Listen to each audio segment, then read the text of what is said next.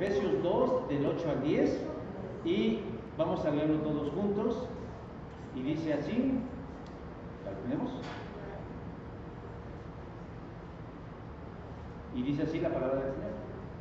Porque por gracia sois salvos por medio de la fe, y esto no de vosotros, pues es don de Dios, no por obras para que nadie se gloríe, porque somos hechura suya, creados en Cristo Jesús para buenas obras, las cuales Él preparó de antemano para que anduviésemos en ellas. Amén. Pueden tomar sus lugares.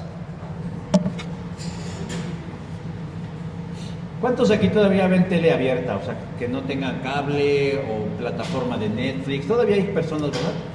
Bueno, pues digo, porque a lo mejor voy a hablar de algo que muchos dicen, yo no sé si eso exista, ¿verdad? Pues sí, todavía existe. Bueno, es que hace unas semanas, en un reality televisivo llamado Juego de Voces, la otrora famosa cantante popular Lucero, que antes era Lucerito, tuvo la oportunidad de hablar con su yo niña del pasado, Lucerito o Chispita, el cual fue un personaje de una famosa telenovela que ella protagonizó en los años 80.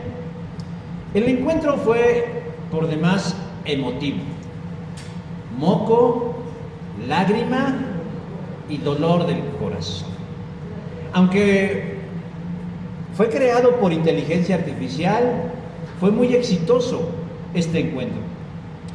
Lucero, de más de 50 años, tuvo la oportunidad que muchos o algunos añoran en su vida: encontrarse con su niño del pasado y poder hablar y decirle lo que les espera en el futuro. Yo no sé qué tan necesario sea tener ese encuentro. Algunos lo ansían para lo que algunos llaman sanar las heridas de la infancia. Pero habrá otros que quieran tener ese encuentro simplemente por curiosidad. El punto es que su servilleta Pétalo, que ha tenido muchos encuentros con su yo del pasado, y no precisamente niño, pero sí de algunos años atrás, con menos canas, con menos arrugas y con menos kilos, es cuando me veo predicando mensajes del pasado. Y durante esta semana alguien tuvo a bien hacerme una observación muy interesante, porque me enseñó una predicación mía del mes de abril del 2018 que se tituló "La salvación no se pierde".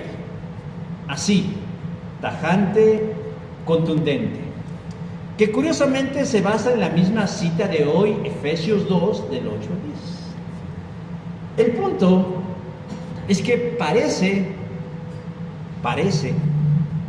en relación a lo que hemos estado aprendiendo, que en esa predicación del 2018 yo digo algo distinto a lo que digo hoy en el 2025 referente a la salvación.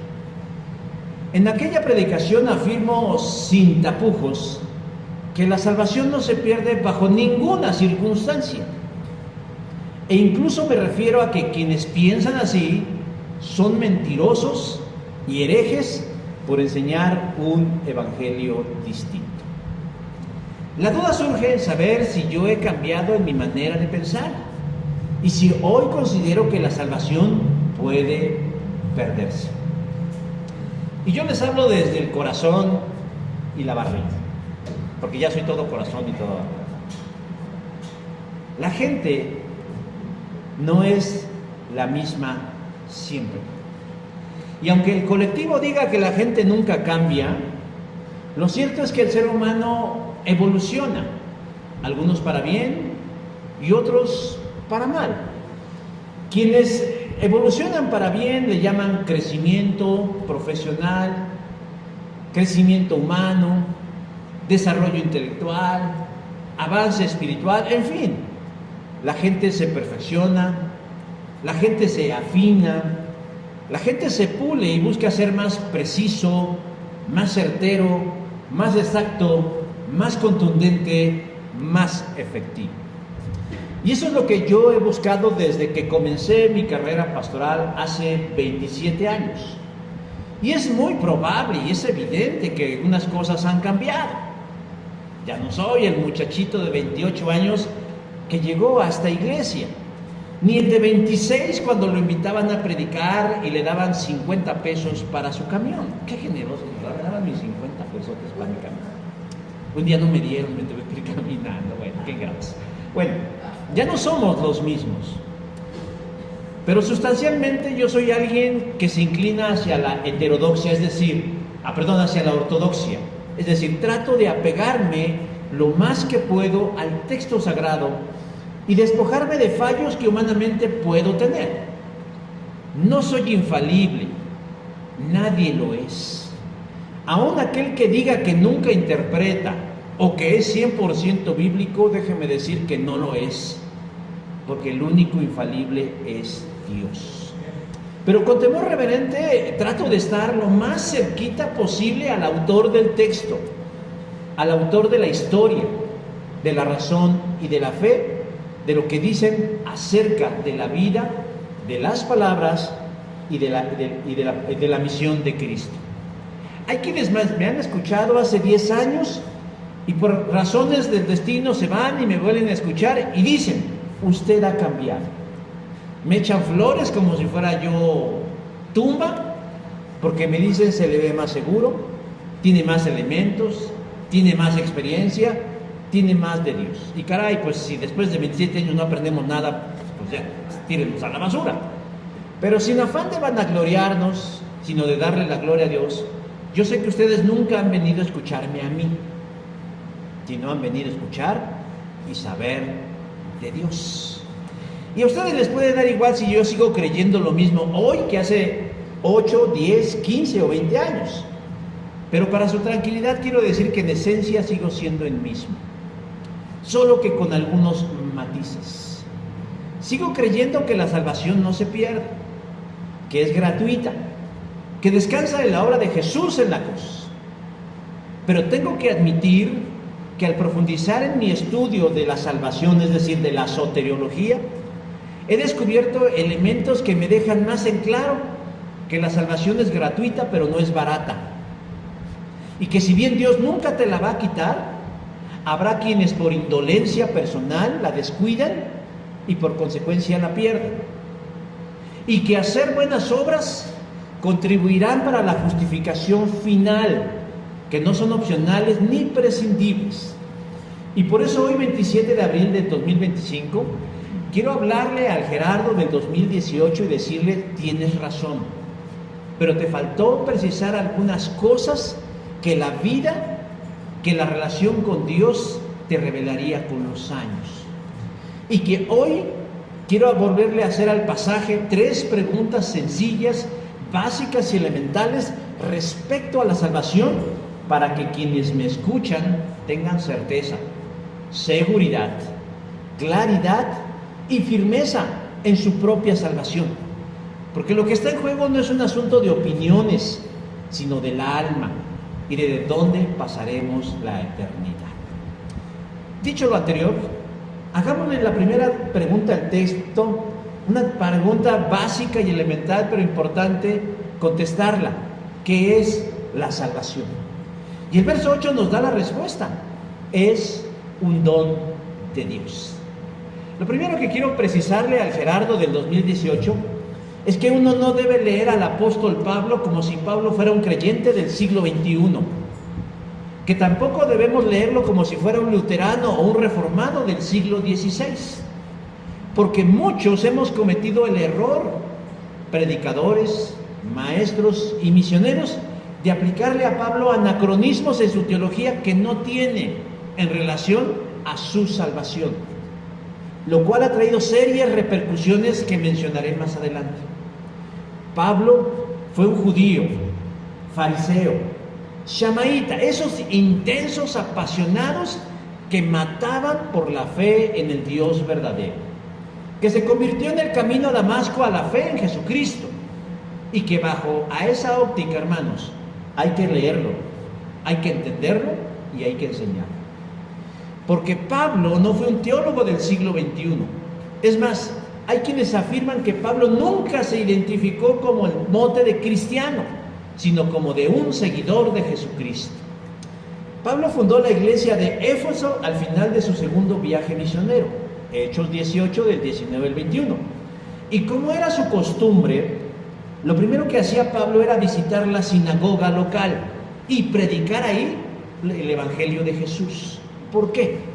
Porque Pablo le daba prioridad al otrora pueblo elegido de Dios. No es que para Pablo los gentiles no fueran importantes, pero les daba preeminencia a los judíos.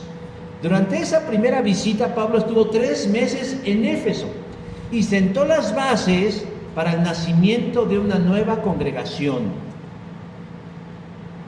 Durante su tercer viaje misionero, Pablo regresó a Éfeso y se dio cuenta que existía una iglesia y confirmó la fe de los hermanos.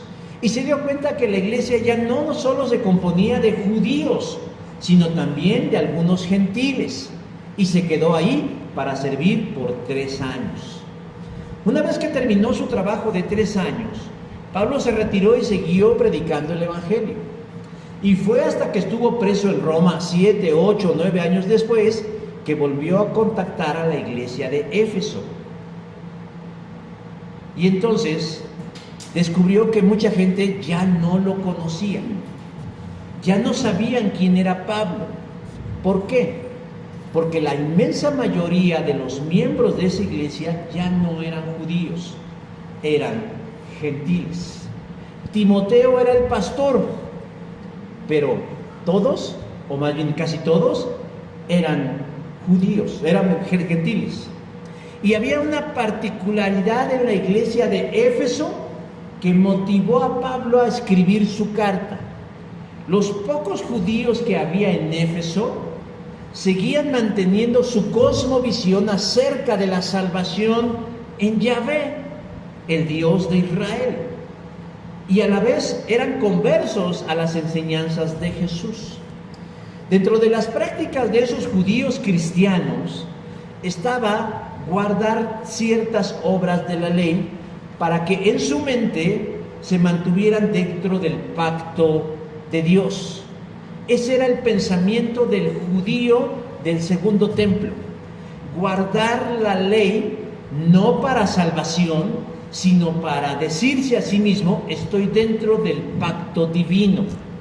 Para decirle al mundo que pertenezco a la religión del Dios verdadero.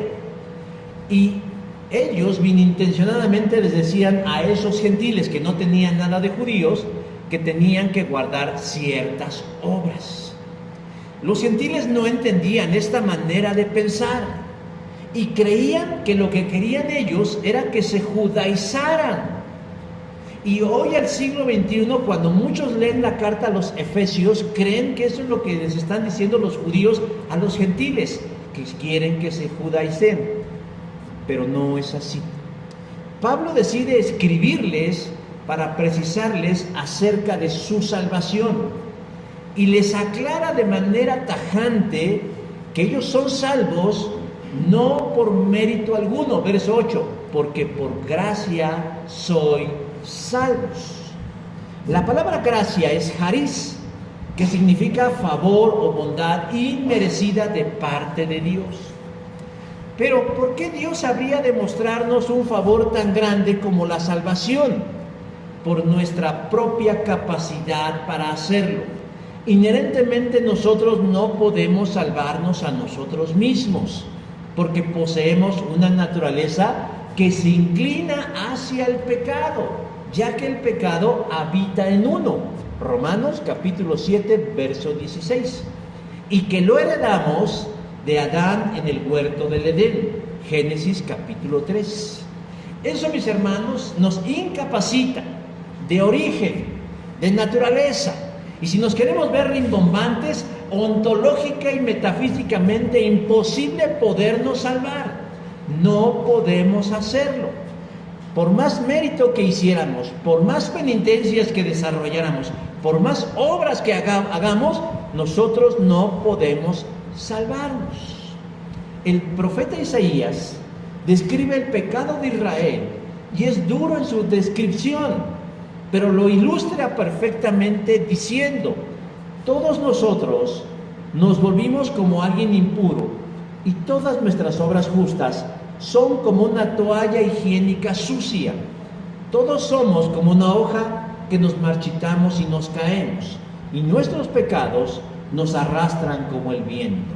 Isaías 64:6 de la palabra de Dios para todo.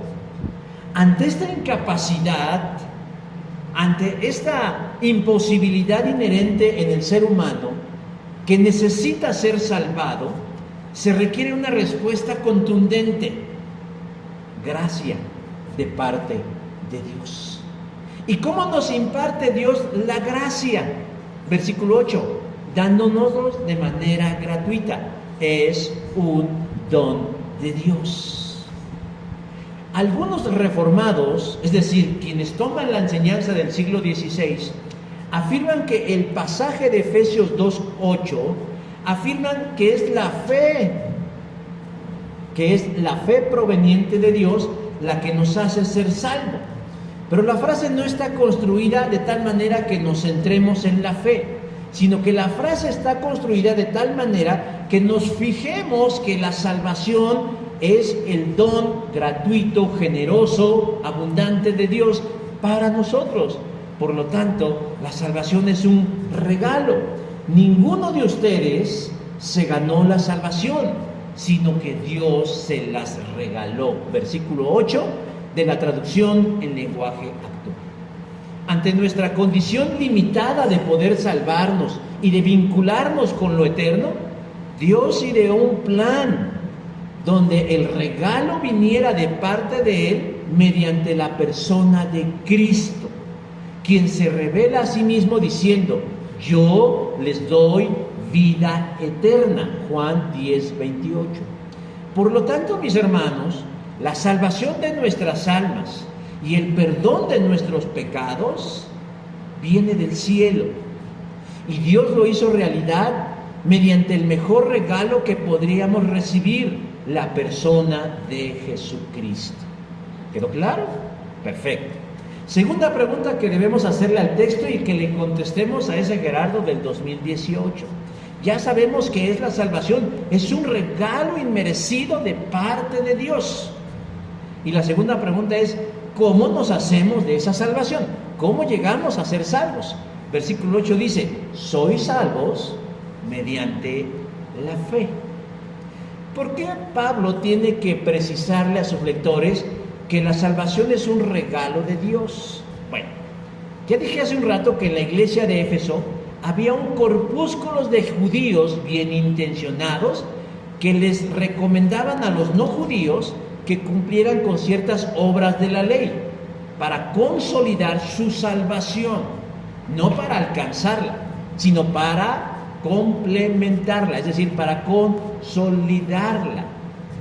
Esto no es necesariamente equivocado, hermanos, más bien es impreciso, porque ellos no estaban viviendo en un tiempo de plenitud de conocimiento.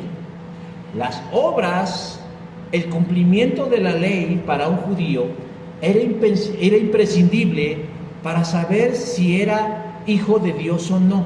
Tenía que ver con ellos, con algo intrínseco. ¿Cómo sé que soy hijo de Dios? Bueno, si cumplo la ley. ¿Cómo sé que estoy dentro del pacto de la vida eterna? Si cumplo la ley. ¿Cómo sé que creo en el Dios verdadero? Si guardo los mandamientos de la ley. Cuando Martín Lutero en el siglo XVI leyó esto a Pablo en Efesios, a Pablo en Gálatas y a Pablo en Romanos, interpretó de manera equivocada. Y hay que decirlo, hermanos. Muchas veces nosotros decimos: el catolicismo romano, que con sus imágenes y con su papa y todo, y les echamos tierra y decimos: es que no saben interpretar la escritura. Un buen juez por su casa empieza. Y tenemos que reconocer que el evangelicalismo pues no vende piñas. También tiene sus errores porque no es infalible. Y Martín Lutero, aunque es considerado el padre del protestantismo, interpretó de manera equivocada esto. Él no fue infalible. Juan Calvino tampoco fue infalible. Zwinglio y todos los reformadores no son infalibles, porque ellos leyeron de manera equivocada a Pablo y lo hicieron con los lentes de su antipatía o a su animadversión hacia el catolicismo romano. Ellos creían que cuando Pablo habla de las obras de la ley, estaban leyendo a ese catolicismo romano que imponía reglas como las indulgencias para acceder a la salvación. Lutero creyó que cuando Pablo hablaba de obras en el versículo 9, se refería al cumplimiento de la ley de Moisés como un requisito para ser salvo, y no era así. Como dije, lo iremos viendo más adelante. Lo que Pablo les está diciendo es que la base y el cimiento sobre el que se construye la salvación es por medio de la fe. La fe es la llave que abre las puertas del cielo. Solo que muchos de nosotros fuimos evangelizados por movimientos reformados que redujeron o circunscribieron la fe a un simple entendimiento o asentimiento intelectual de una verdad. Decir, Jesucristo es Dios, sí, y ya. Se nos enseñó, hermanos, a que tener fe era solamente estar de acuerdo con una verdad y creer que es verdad. Pero eso es dogmático, mis hermanos. Eso no es la fe. Bueno, por lo menos no es la fe que habla Pablo. Por eso cuando la gente escucha hablar del Evangelio, pues lo entiende y dice estar de acuerdo. Sí, yo creo que Jesús es el Hijo de Dios. Yo creo que existe un Dios. Pero sinceramente, muchos de ellos no tienen la fe que se necesita para ser salvos. El problema, hermanos, es que este concepto de la fe, de que yo creo y estoy de acuerdo, nos ha llevado a una versión barata de la salvación y no gratuita. Y no le ha hecho ningún bien a la iglesia, no le ha hecho ningún bien al evangelismo, no le ha hecho ningún bien al reino de los cielos, y desde luego que no le ha hecho bien a quienes creen de esta manera. Porque hay muchas almas que están de acuerdo en su mente acerca de las verdades del Evangelio, pero en realidad esa no es fe. Santiago, el hermano en la carne de Jesús, dice en su carta: los demonios también creen. Santiago 2:19. O sea, quiere decir que un espíritu inmundo está de acuerdo en las verdades de la Escritura, porque cree, es decir, sabe, entiende, comprende. Y la palabra que utiliza Santiago en el griego es pisteo, que se deriva de la misma palabra de la que significa fe y que traducen simplemente con creencia. Luego entonces, hermanos, bajo esa óptica, mucha de Latinoamérica se ha evangelizado bajo esa premisa: tú crees en el Señor Jesucristo y serás salvo tú y tu casa. Y ya. ¿Y cuántas veces no se hacen campañas, se hace labor evangelística, se hacen labores, campañas médicas de todo tipo, y a la gente la llevamos a un punto de decir, ¿tú crees?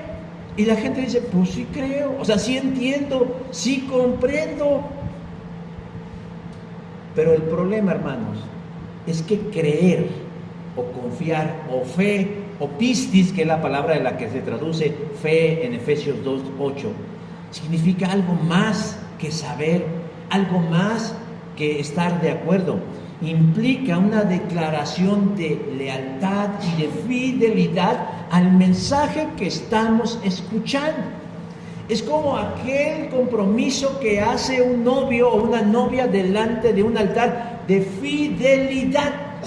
Cuando le dicen sí a una persona, le están diciendo no al resto de las personas.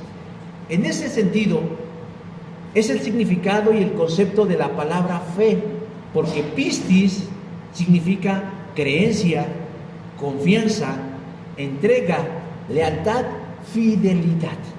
La gente debe entender que cuando le dice sí a Jesús, no es decir, sí Jesús, te entiendo, moriste en una cruz por mi salvación, por mis pecados, y ahora me das vida eterna.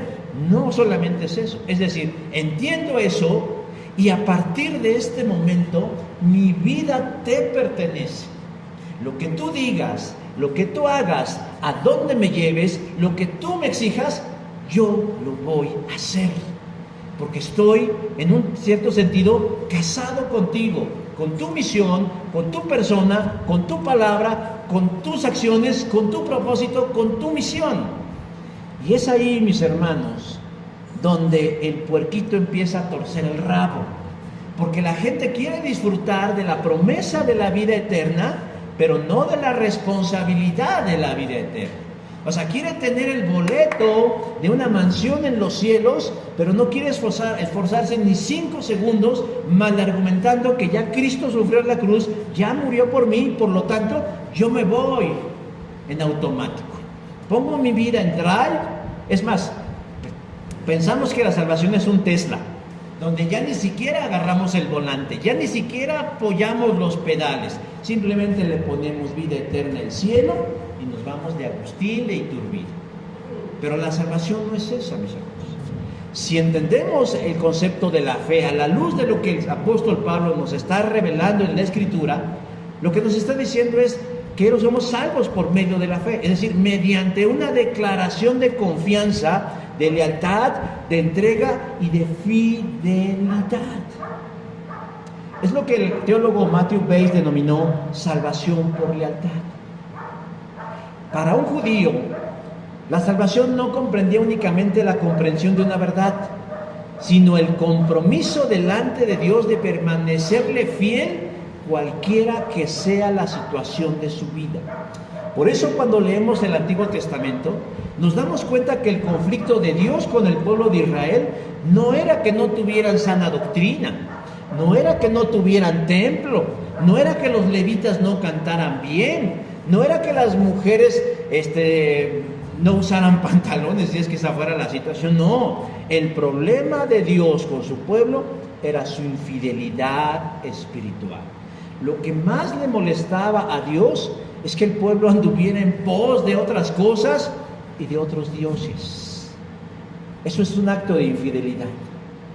El judío tuvo que aprender duramente a serle fiel a Dios, a tener pistis, a tener lealtad, a tener fidelidad, a tener confianza. Y ese, hermanos, ese concepto, nosotros no somos judíos, pero debiéramos aprender de eso. ¿Cómo obtenemos la salvación? Mediante la fe, mediante una convicción firme de que Jesús es el medio por el cual llegamos a Dios, que Dios lo envió y murió en una cruz por nuestros pecados, que se levantó de los muertos, que está sentado a la diestra del Padre, que regresará con gloria y juzgará a los vivos y a los muertos. Pero mientras eso sucede, yo hice un compromiso de mantenerme firme en esa convicción, leal a esa palabra y hacer todo lo que esté de mi parte para persistir hasta el final de las cosas. Mateo 24:13. Y es aquí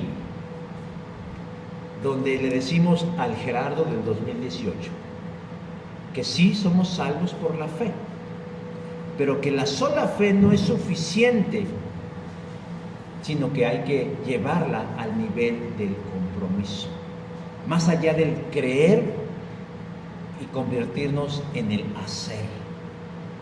Y eso lo vamos a ver en la tercera pregunta. Y la tercera pregunta, que es la que yo creo que causa más escozor, ya vimos cómo llegamos a ser salvos, qué es la salvación, cómo llegamos a ser salvos. Y la pregunta de los 64,000 es, ¿y podemos perder esa salvación?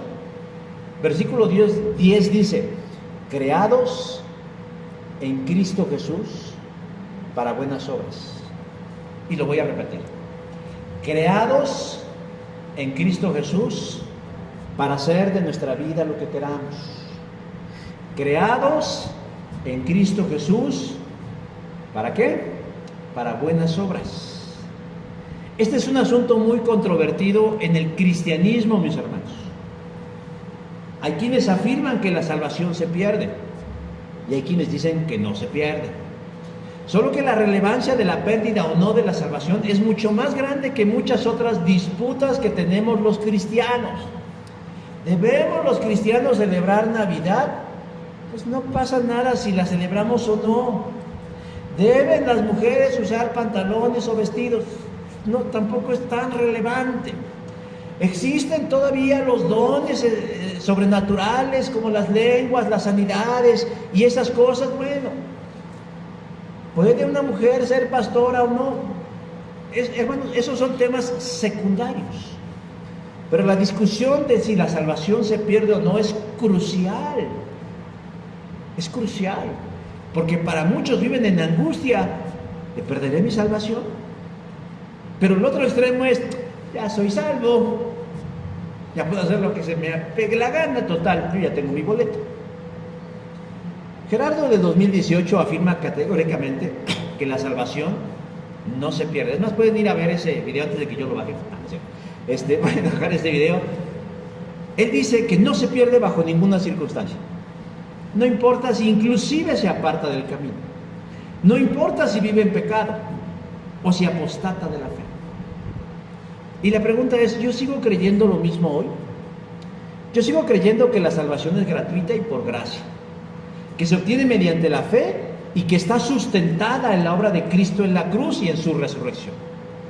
Solo que ahora he entendido mejor la implicación de las obras en la tarea de la justificación. En estos pocos versículos encontramos tres elementos fundamentales: gracia, que se traduce en regalo o don; fe y obras, en ese orden. Gracia, que se traduce en un regalo; fe, porque accedemos al regalo; y obras. Lo cual entonces quiere decirnos que las obras guardan un valor soteriológico, es decir, de salvación, no para alcanzarla, sino de la misma manera que la entendían los judíos del segundo templo, los judíos del primer templo y los cristianos del primer templo. No para añadir gracia sobre gracia, sino para decirnos a nosotros mismos, para decirle al mundo y para decirle a Dios: estamos dentro de tu pacto, Señor. Somos parte de tu pueblo, somos tus hijos. Somos nación santa, pueblo escogido, real sacerdocio, creados para buenas obras. Gerardo de 2018 entendía, igual que muchos, que cuando Pablo hablaba de obras se refería a buena conducta y que éstas no eran trascendentales para la salvación. Pero los leía con los lentes de la Reforma y de la teología gringa que nos evangelizó. Pero vayamos por partes, diría el sicario o el descuartizador. La salvación lleva un orden, ordus salutis. Comienza con la gracia divina, la iniciativa de Dios, de tal manera amó Dios al mundo que ha dado a su Hijo unigénito. Seguida por la fe, porque somos salvos por medio de la fe, y coronada por las buenas obras. Así lo dice Pablo, ¿no? Volvemos a leer el texto, Efesios 2. En medio de esta explicación, Pablo hace mención que ciertas obras no sirven para llegar a la salvación. Pero Pablo no está hablando de buena conducta, no está hablando de ayudarle a una viejecita a pasar la calle, no está hablando de dar limosnas, no está hablando de sacarse un riñón. Por cierto, que leía una historia espeluznante, ¿no? Un joven estadounidense de 20 años que vino a pasar unas vacaciones en Cancún. Y bueno, estaba en las playas, en la playa de Chacmol, no sé cómo se llamaba la playa, y de pronto una de sus amigas, pues, se estaba ahogando, y él es decir, simpático, fue y la ayudó, se salvó la muchacha y él se lo llevó al mar. 3 días después encontraron el cuerpo del muchacho, bueno, lo que quedó del muchacho, solamente la cabeza y los huesos ahí, y resulta que ahora la muchacha dijo, bueno, pues yo no le pedí que me salvara, ¿verdad? Y yo no le debo nada, pues qué pena, qué lástima que haya muerto, pero pues él lo quiso hacer porque quiso. Bueno, pues así es la gente, ¿verdad? Ingrata, así es la cosa. Algo así. Entonces, vemos ese orden, mis hermanos. No estamos hablando de esas buenas acciones. Cuando Pablo dice que no por obras para que nadie se gloríe, se está refiriendo al contexto del que he venido hablando. Los judíos les decían a los gentiles, tienen que circuncidarse, tienen que dejar de comer puerquito, Tienen que guardar el sábado para que su salvación se consolide. A eso se refiere Pablo cuando dice obras, a esas obras de la ley. Cuando él dice que no somos salvos por obras, se refiere a las obras de la ley. Nosotros no tenemos necesidad de circuncidarnos en el caso de los varones. No tenemos que dejar de comer ciertas cosas, es decir, llevar una dieta kosher, que es la dieta de los judíos. Y no tenemos que guardar ciertas fiestas o ciertas fechas o ciertas ceremonias, porque esas herramientas fueron parte del antiguo pacto que ya fue superado, que ya fue cumplido, que ya fue superado por la persona de Cristo. A eso se refiere. Cuando Martín Lutero, dije hace un rato, leyó eso, él dijo, se ha de referir a portarse bien. O sea, tú no llegas a Cristo por portarte bien, tú llegas a Cristo por gracia. No, mi Señor. Pablo se estaba refiriendo a las obras de la ley. Y por eso decía, no es necesaria una buena conducta. Muchos llegan a ese convencimiento de decir, no es necesaria una buena conducta para respaldar o fortalecer mi salvación. Yo puedo ser como yo quiera, porque al final yo ya soy salvo. Y por eso tenemos a personas como Max Lucado, un prominente escritor cristiano, que de 50 años de edad, el viejo ridículo, se va y se tatúa. O Joyce Meyer, que diciendo, es que yo ya he hecho tantas cosas y como yo ya soy salva y soy hija de un rey, yo puedo hacer lo que yo quiera con mi cuerpo. Ellos han malentendido, mis hermanos, el concepto de obras desde la perspectiva que Pablo quería transmitir a sus lectores.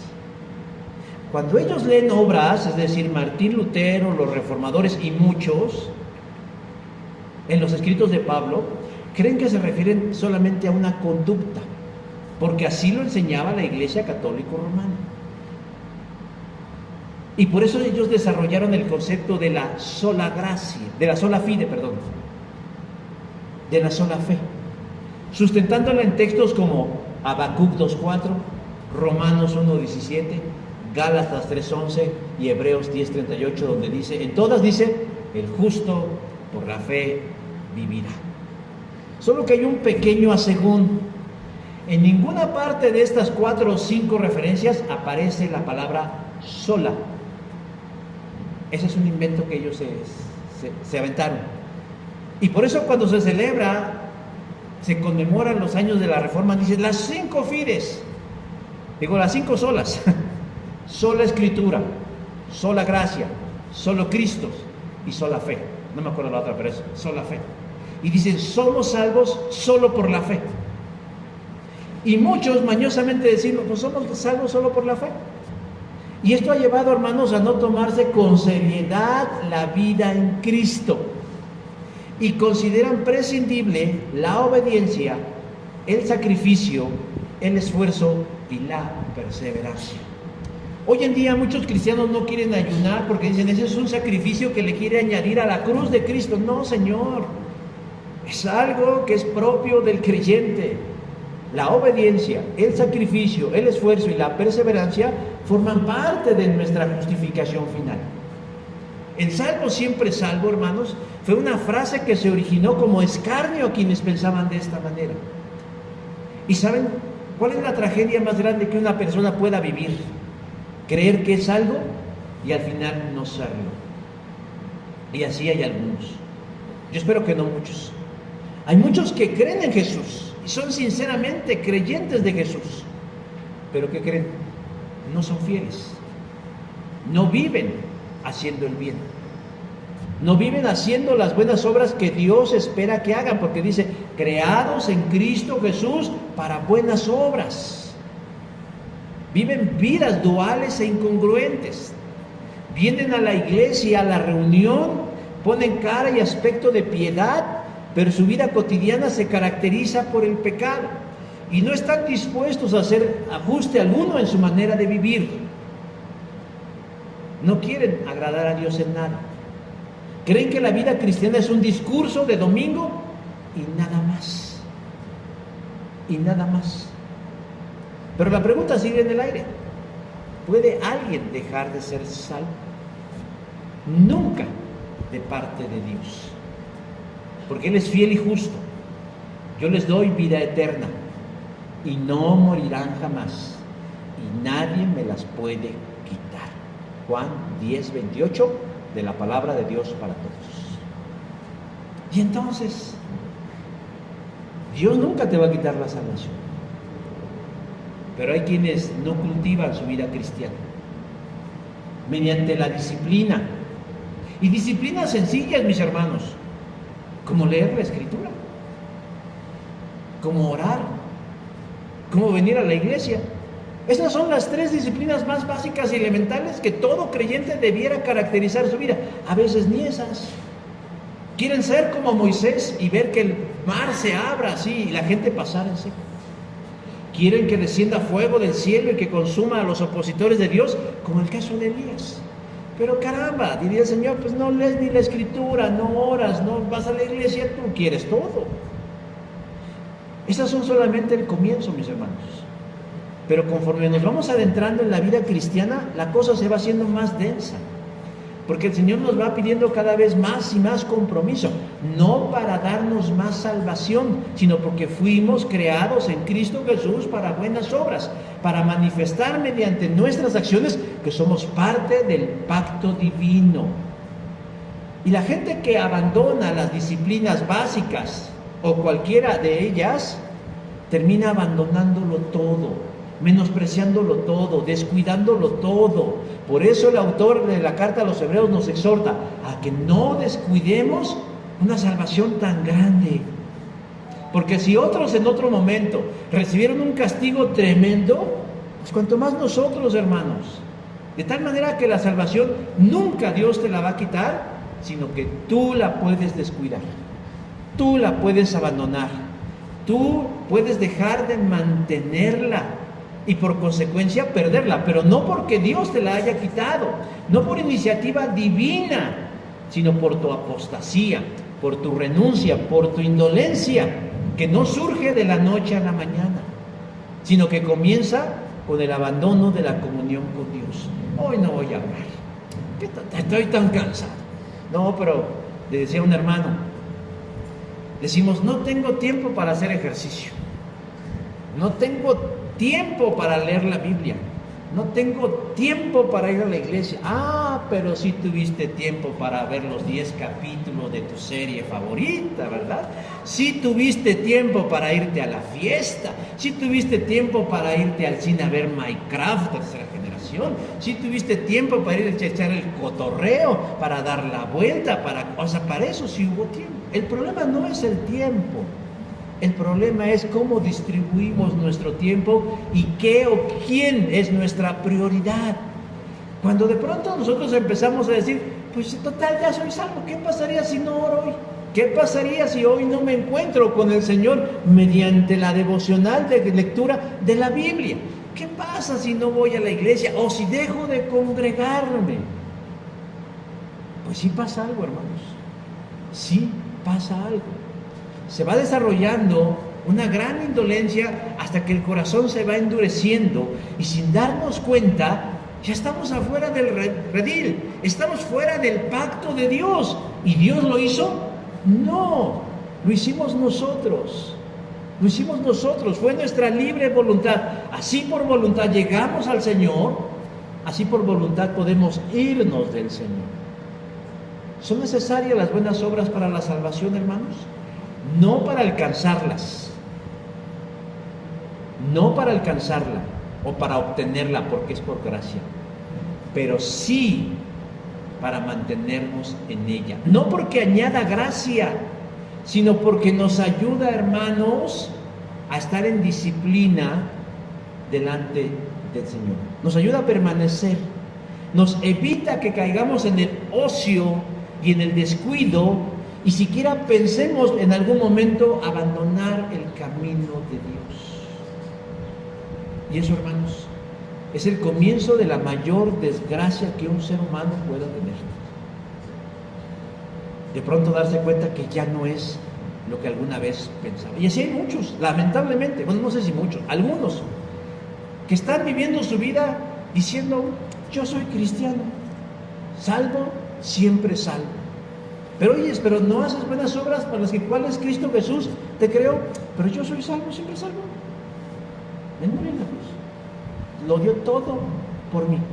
No entendimos ni medianamente lo que Dios a través de Pablo quería decirnos. Pelagio, qué nombre tan raro, pero bueno, Pelagio fue un monje y un teólogo que vivió entre el siglo IV y el siglo V después de Cristo.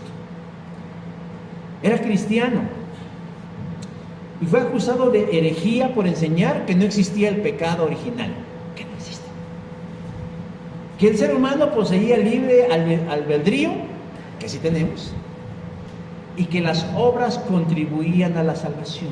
Ah, caray, soy pelagiano. Lo que muchos no saben es que San Agustín, que fue uno de los más grandes teólogos de la historia, envenenó a las personas en contra de Pelagio, y hoy en día que ha empezado a salir a la luz que las supuestas herejías de Pelagio no lo eran, sino difamaciones de San Agustín, pues hay gente que está recuperando la claridad de las enseñanzas del cristianismo del primer siglo. Yo no sé, a mí no me gustan las etiquetas, pero si me van a etiquetar, yo coincido con Pelagio. Yo no creo en la existencia del pecado original, que fue una invención de San Agustín. Yo creo que el ser humano tiene libertad de elegir hasta no estar con Dios. Y también creo que las obras forman parte del proceso de la justificación. Hermanos, yo decidí quitarme los lentes de otros y decidí mirar con los míos propios. No porque hoy traigo otros lentes diferentes. Hablo de manera alegórica. Soy un convencido que la salvación es un regalo fruto de la gracia divina. Y es mediante la fe en Jesucristo que podemos recibirla. Y que quien anda en sus caminos y se esfuerza cada día por mostrarle fidelidad al Señor a través de una buena conducta, tiene una salvación segura. Porque el que perseverare hasta el final, ese será salvo. Y yo le creo a Jesús. Yo no le creo a San Agustín. Yo no le creo a mucha gente. Yo le creo a Jesús. El que perseverare hasta el final, ese será salvo. Pero si alguien por indolente, por descuidado, por quererse pasar de listo, empieza a abandonar las disciplinas cristianas, se está poniendo en un lugar peligroso.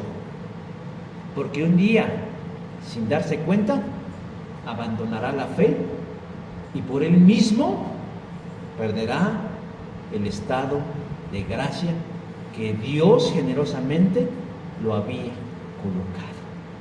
Y ya no hay más sacrificio por los pecados, sino una horrenda expectación de juicio que ha de devorar a los adversarios.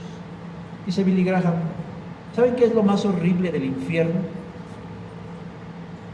No es el calor, sino que quien estará ahí lo hizo por voluntad propia. Nadie lo puso allí. Solitos. Échenle la culpa a la iglesia, al pastor, a sus padres, a sus abuelos, a la cristiandad, a Pablo, a quien quieran. Pero cada uno tiene un compromiso consigo mismo y con Dios de hacer suyas las verdades del Evangelio. Amén. Vamos a ponernos de pie. Y ahora sí le dimos con cachetadas a Gerardo del 2018. Nada, lo queremos mucho, nos cae bien, buena persona.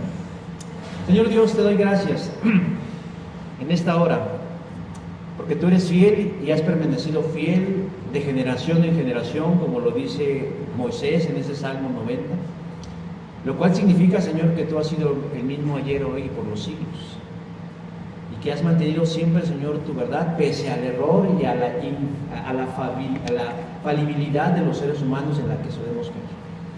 Pero siempre, Señor, tú dices que no hay nada oculto que no haya de ser manifiesto, y que la luz siempre resplandecerá por encima de la oscuridad. Y en el aspecto de la salvación, Señor, es importante y es imprescindible, Señor, que demos luz sobre muchas cosas, que a veces pueden resultarnos incómodas, controvertidas, polémicas, o que trastocan a veces nuestros paradigmas, porque nos los enseñaron nuestros padres espirituales. Pero creo, Señor, que en este asunto no debemos dar lugar ni a la especulación, ni a la suposición, ni a la buena intención, ni a un punto de vista sesgado. Porque lo que nos ha traído, Señor, esta teología de la salvación barata, ha sido precisamente que algunos la pisoteen, que algunos la menosprecien, que algunos sean malos representantes de la fe en Cristo y que sean escarnio y burla del mundo y del enemigo. Cuando tú lo que has buscado, Señor, es realmente un pueblo santo, un pueblo recto, un pueblo que se distinga, que resplandezca, que, como decíamos hace un rato, que proyecte la luz de Jesús, que sea sal en este mundo tan desabrido, tan amargo, tan desagradable, y que lo hagamos, Señor, a través de una vida en Cristo. Ayúdanos, Señor, pues, bajo la dirección de tu Espíritu Santo, a comprender tu verdad y mirarlo con los ojos de Cristo, con los ojos del Padre, con los ojos del Espíritu Santo. Que podamos, bendito Dios, estar en certeza y en seguridad por un camino firme, sólido y seguro. Bendito Dios de ahora, porque tú has sido bueno para con esta tu iglesia y para con cada uno de tus siervos. Gracias, Señor, nuevamente, en el nombre de Jesús. Amén. Gracias, hermanos. Dios les bendice. Tomen su lugar.